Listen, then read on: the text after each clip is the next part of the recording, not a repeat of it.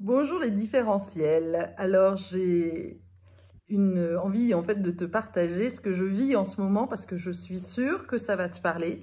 Et ça parle d'un phénomène qui se passe tout le temps quand on est sur le point de changer et qu'on est en train de passer d'un stade à un autre. Et à ce moment-là, eh bien, il y a comme un espèce de retour de bâton. Si je t'en parle, c'est que je suis en plein dedans. Comme je te l'ai raconté dans une précédente vidéo, j'ai réalisé il y a à peu près 15 jours un énorme coaching pour justement, où j'ai investi beaucoup d'argent, 20 000 euros, c'est pas rien, pour justement changer de cap et pour me donner, recevoir plus de valeur, puisque plus je donne de la valeur à quelqu'un, et bien plus je reçois en fait. C'est la loi de la cause à effet et ça, c'est déjà une clé à comprendre. Tu récoltes en fait ce que tu donnes en fait, hein, ce que tu sèmes. Voilà, tu sèmes quelque chose, tu ouvres un champ des possibles et donc tu vas finir par récolter en fait ce que tu sèmes. Ça fait partie d'une des lois de l'univers. Le problème, c'est que la récolte, eh bien, des fois, elle ne se passe pas tout à fait comme tu voudrais. Pourquoi? Et là, c'est ce que j'ai envie de te partager dans cette vidéo. Et pour ça, je vais me baser sur un modèle qui s'appelle le Transurfing, que j'ai découvert, qui est venu sur mon chemin il y a à peu près une dizaine d'années, et dont je parle d'ailleurs, qui fait partie en fait d'un modèle sur lequel je m'appuie dans mon programme Le Phare. Mais je vais t'en donner les principes aujourd'hui. Imaginons, le Transurfing dit quoi? Il compare en fait la vie comme une espèce de traversée d'un miroir, comme si en fait tu étais face à un miroir. D'un côté du miroir, eh bien, il y a le champ des possibles. Et le champ des possibles, eh bien, on va imaginer que c'est un jeu de cartes, tu vois. Et dans ce jeu de cartes, bah, il y a plusieurs cartes, tu sais bien, voilà. Et là, je vais prendre, je m'appuie sur mes cartes hébraïques, mais ça pourrait être n'importe quoi, en fait.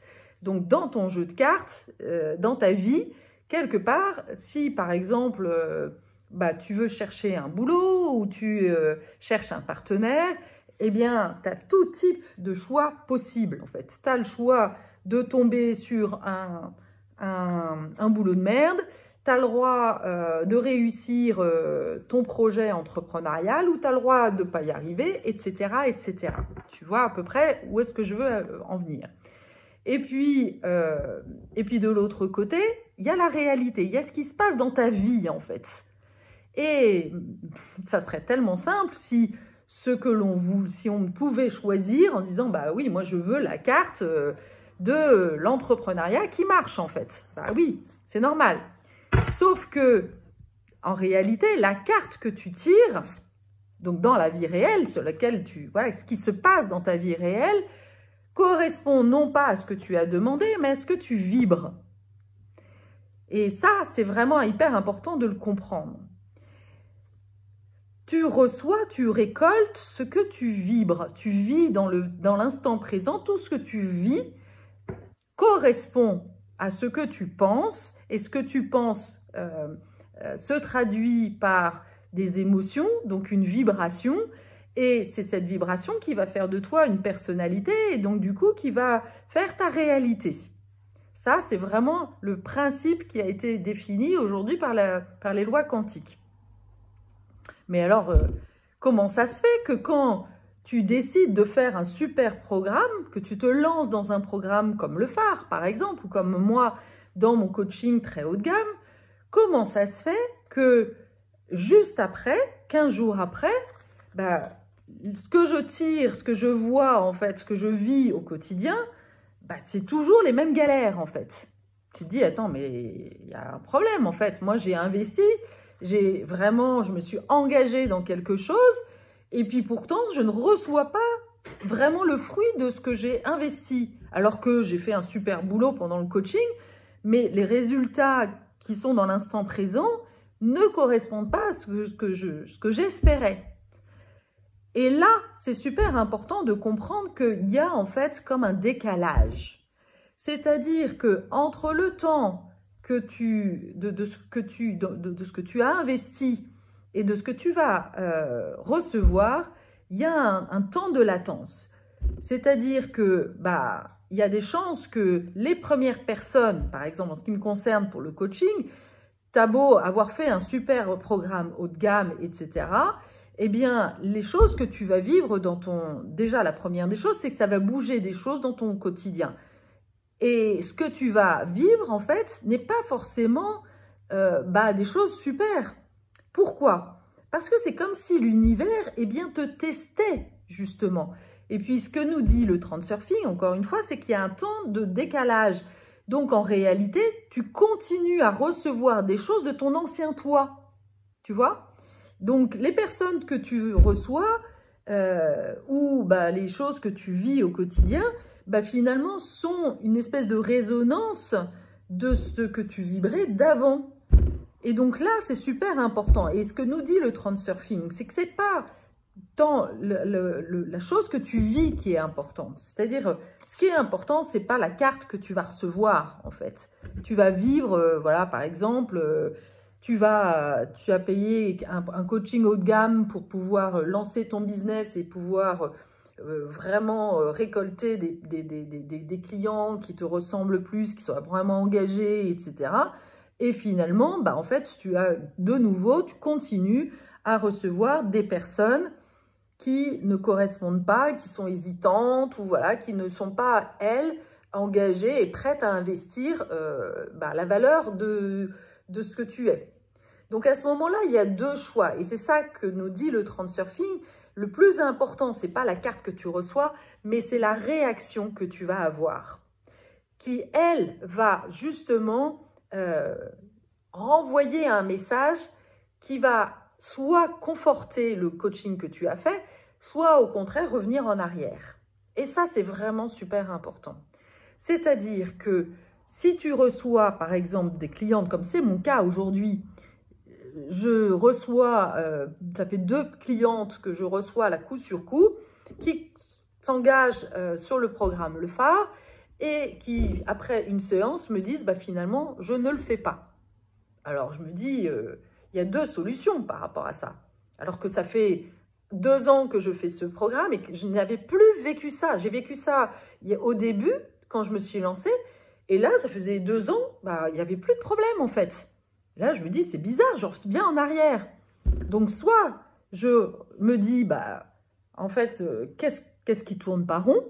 Est-ce que je suis sur mon chemin? Et c'est la question, j'ai eu un moment de doute qui, évidemment, est arrivé dans mon esprit en me disant, mais attends, est-ce que finalement, peut-être que je dois aller ailleurs, en fait? Peut-être qu'il y a quelque chose à remettre en question, en fait, de ma vision, de là où je dois aller, en fait. Peut-être qu'en fait, je suis en train d'essayer de donner plus de valeur à mon programme et puis peut-être que finalement, je dois revenir à ce que j'étais avant, en fait. Ça, c'est la première des choses, en fait. C'est-à-dire que je réponds avec la même vibration de ma cliente. Je n'ai pas de valeur. Tu n'as pas de valeur ou ce que tu fais n'est pas assez bien ou voilà, il y a quelque chose, en tous les cas, qui coince. Ça, c'est la première réponse. Et puis, la deuxième réponse, c'est de dire non, en fait, de prendre du recul. Voilà, ça, c'est vraiment... Et là, c'est là où, en fait, on va raisonner avec un autre niveau de conscience. Le problème, c'est ni la cliente, ni moi. C'est juste que elle correspond, en fait, elle est en train de me tester, en fait. C'est comme si l'univers était en train de me dire, est-ce que tu es toujours d'accord, en fait, pour pouvoir faire ce passage de seuil, en fait. Parce que le passage de seuil, je te rappelle, tu es en train de sortir de ta limite, en fait, de passer une autre limite. Donc, évidemment, ça vient te chercher vraiment sur tes blessures fondamentales, en fait. Sur la blessure de la différence, sur la problématique de valeur, sur voilà, les problématiques d'abandon. Est-ce que j'abandonne mes dons ou est-ce que, en fait, au contraire, je les réaffirme? Et donc là, justement, il y a quelque part un enjeu qui est de t'engager vraiment et comme de dire oui, en fait. De dire oui, je m'engage, oui, je crois en moi. Et je ne remets pas en question ma cliente et je peux être, voilà, et c'est vraiment important d'ailleurs de respecter le choix de ma cliente, de juste peut-être lui dire, mais tiens, qu'est-ce que tu vis en fait pour revenir en arrière, eh bien, je m'intéresse en fait à ma cliente. Mais le plus important, enfin, ça c'est vraiment très important aussi. Et puis, à côté de ça, de continuer à te choisir en fait, de ne pas faillir justement, de ne pas te remettre en question et de pas ni renvoyer le blâme à l'extérieur, ni te juger toi, voilà, pour ne pas retomber dans les vieux schémas de l'auto-sabotage, de l'auto-dévalorisation, etc., etc. Donc là, il y a comme vraiment c'est comme, voilà, c'est un engagement profond de dire, bah oui, je confirme que c'est ce choix-là que je fais. Et cette situation-là, elle se vit à la fois dans le milieu professionnel, mais aussi au niveau personnel. Moi, il y a plein de situations comme ça où j'ai été comme mise à l'épreuve. Voilà, c'est vraiment la mise à l'épreuve en fait. Et je me souviens d'ailleurs qu'au moment où j'ai décidé de déménager, j'étais en train de vouloir me lancer en tant qu'entrepreneuse. Ça fait déjà, ça va faire bientôt 10 ans en fait, que j'avais déjà ça au fond de moi en fait. Je voulais devenir entrepreneuse et quelque part j'avais profité de me faire virer par visa pour pouvoir commencer une carrière d'entrepreneuse. Et puis, bah, j'arrivais en fin de droit, donc waouh, là, clairement, et puis je n'arrivais pas à trouver de clients, ça ne marchait pas. Donc là, je n'avais pas justement ce niveau de conscience qui m'a permis de me dire, bon, bah, je continue malgré tout, en fait. Je m'engage envers et contre tout vers mon but. Et je donne tout pour ça, en fait. Non, là, j'étais encore dans mes peurs de manquer, mes peurs de ne pas y arriver, etc. Et donc, qu'est-ce que j'ai fait? Eh bien, j'ai saisi la première opportunité qui m'est passée sous le nez. C'est-à-dire, bah oui, je suis tombée amoureuse, très bien, ah bah super occasion. Et puis, bah après, possibilité de partir à Strasbourg. Et là, du coup, j'ai donné le pouvoir à l'extérieur de décider de où est-ce que je devais aller, en fait. Au lieu de rester sur mon chemin. J'étais sur le bon chemin, déjà. Mais, voilà, c'est un peu comme l'appel des sirènes. J'ai écouté d'autres choses et je me suis laissée tenter par ce qui était le plus facile. Plus facile, plus habituel, surtout. Bah oui, le salariat, tout ça, je connaissais bien, en fait. Donc, retour en arrière, c'était confortable.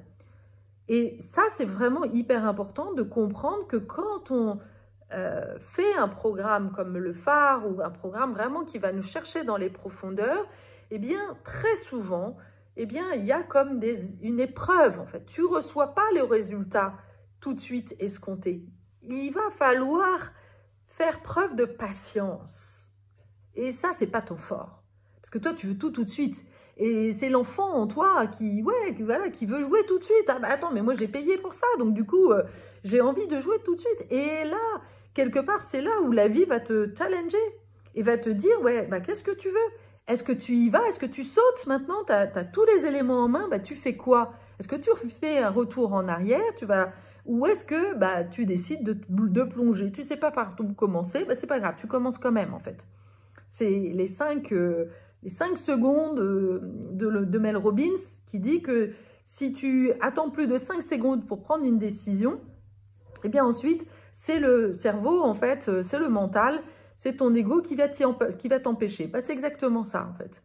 Et l'enjeu, c'est vraiment bah, ouais, de confirmer, de conforter. C'est valable aussi bah, pour des relations amoureuses. Tu as décidé de rencontrer quelqu'un. Ça ne se passe pas forcément comme tu veux. Et puis, bah, y a un moment donné où l'autre fait un truc qui ne te plaît pas. Tu fais quoi? Tu quittes tout de suite ou tu essayes de lui dire, bah non, moi j'ai envie en fait de continuer la relation. Est-ce que tu veux, voilà, est-ce que tu veux qu'on en discute en fait? Comment tu te sens là? Qu'est-ce qui se passe chez toi? Qu'est-ce qui se passe chez moi? Et voilà, on se met en vulnérabilité pour pouvoir faire en sorte, mais je te choisis. Voilà, c'est toi que je choisis et personne d'autre. Le problème, c'est qu'il y a des fois où on ne sait pas trop, en fait. Et c'est là où l'univers, en fait, nous teste. C'est qu'est-ce que tu veux vraiment? Est-ce que c'est cette personne ou est-ce que tu penses que cette personne-là ne te correspond pas vraiment? Voilà. Et ça, il n'y a que toi qui puisse le dire. Donc, voilà, de vraiment aller au bout, en fait, de ses convictions. C'est ça, la clé du changement, en fait. Parce que, il y a tout le temps un espèce de mouvement de résistance qui s'opère quand on est en train de changer. C'est comme si, voilà, tu es en train de faire un grand saut, et puis, il y a un élastique là qui te dit « Non, non, non, attends, reviens là, non, je suis bien. » Ça, c'est, voilà, c'est les peurs, c'est tout ça. Je ne sais pas comment ça marche, mais en tous les cas, si tu écoutes les personnes qui ont changé, qui ont vraiment changé, fait des caps, tu n'as qu'à leur demander leur première conférence. Moi, le premier article que j'ai écrit sur LinkedIn, eh bien, c'est pareil. Mon premier article sur LinkedIn, déjà, ça m'a pris des plombes. Et puis, tout ce que je craignais, je l'ai reçu en fait en remarque. On m'a dit non mais t'es trop égoïste, tu parles que toi, blablabla. Et donc si je m'étais arrêtée à ce que je voyais, je repartais en fait dans le jeu. Ah non, vaut mieux que je me taise en fait. Voilà, j'avais ça faisait partie en fait de mes blessures profondes. Je dois me taire, tais-toi. Et donc c'est comme si elle revenait. Mais si tu les laisses, si tu réponds, si tu crois que l'autre, tu donnes le pouvoir à l'autre de dire « oui, il faut que tu te taises », eh bien, quelque part, tu vas toujours recevoir des épreuves, tu vas continuer à recevoir des épreuves jusqu'à ce que tu dises « Non, mais attends, j'arrête. Non, non, il est hors de question que je me taise, en fait. Non, non, je manifeste qui je suis. » Tu es là pour manifester ta différence, tu es là pour manifester qui tu es. Ne laisse personne décider de donner les règles. Les règles, alors je ne dis pas que tu dois imposer les tiennes, mais toi, tu dois décider. Voilà, ça c'est vraiment hyper important. C'est toi qui décides en fait de ta vie qui est important. L'autre peut dire ce qui est bon pour lui, mais s'il n'est pas prêt justement à échanger, à partager, à coopérer en fait, s'il dit « moi mes règles c'est ça en fait », et moi je te dis que voilà, c'est même pas, tiens, est-ce que tu as, peut-être que si tu parlais un petit peu plus de moi, ça me ferait du bien. Non, là, c'est le jugement, en fait. Mais qui est cette personne pour juger de ce qui est important, de ce que tu veux passer? S'il n'a pas compris ton message, c'est certainement qu'il ne fait pas partie de ta cible. Et voilà, c'est ça aussi, hein, le problème des THPI, c'est qu'on a passé toute notre vie à donner le pouvoir à des personnes qui n'ont pas le même niveau de conscience que nous. Ils ne peuvent pas nous donner la bonne direction parce qu'en fait, ils ne sont pas sur le même chemin que nous, en fait. Et il n'y a pas ni de bien ni mal. Mais c'est comme si tu donnais le pouvoir à quelqu'un qui est en bas de la montagne pour savoir comment grimper, alors que toi, tu es déjà là-haut, en fait. Évidemment, ça va poser un petit problème, quoi, tu vois. Donc, c'est vraiment... Et le haut de la montagne n'est pas supérieur, ni quoi que ce soit. Mais c'est juste que... Ou de donner le pouvoir à un enfant de maternelle de décider de ce que tu dois faire en philo. Ça va être compliqué, en fait. Il ne connaît pas la philo, donc il n'a pas encore le cerveau suffisamment développé. Et ça ne fait pas un enfant plus nul. Voilà, il a plein d'autres qualités. Voilà. Mais l'important, c'est de savoir, de ne plus donner le pouvoir à l'extérieur. Tu peux éventuellement demander conseil, mais à des personnes qui sont au-dessus de toi. Là, oui, ils peuvent te donner une meilleure vision. Ça, c'est la règle aussi pour pouvoir changer et pouvoir faire ce cheminement de l'évolution en toute confiance. Mais fais attention de savoir à qui tu donnes ton pouvoir. C'est vraiment une des règles. J'espère que cette vidéo te servira. Est-ce que ça fait écho? Voilà, moi, j'ai vraiment envie de t'interroger et de voir, tiens, est-ce qu'il n'y a pas des situations que tu as déjà vécues où tu as vécu ça, cette espèce de boomerang, et où tu as donné, où tu as cru que c'était un signe qu'il ne fallait pas que tu y ailles, alors qu'en réalité, c'était au contraire une espèce d'épreuve, de test, de dire non, non, continue en fait. Où est-ce qu'en est ta volonté? Où est-ce que tu es prête en fait d'aller dans les profondeurs ou pas en fait? Est-ce que tu es prête de te donner de la valeur? Est-ce que tu es prête d'aller dans une relation qui t'épanouit vraiment en fait? C'est ça en fait le signe. Donc, Et si jamais tu es revenu en arrière, ben, juste de prendre conscience, ah ok, ça je le mets dans ma tête, la prochaine fois, ben, je garde le cap en fait. Et peut-être que tu peux revenir en arrière d'ailleurs, de revenir vers la personne en disant, attends, ah ouais, je suis partie en arrière, mais en fait non, j'avais vraiment envie, je me rends compte que j'avais fait une erreur en fait. J'espère vraiment que cette vidéo te sera utile pour te permettre de continuer d'aller vraiment sur ce chemin de l'évolution parce que pour moi, il n'y en a pas un des meilleurs. C'est le meilleur investissement de toute une vie. À très bientôt!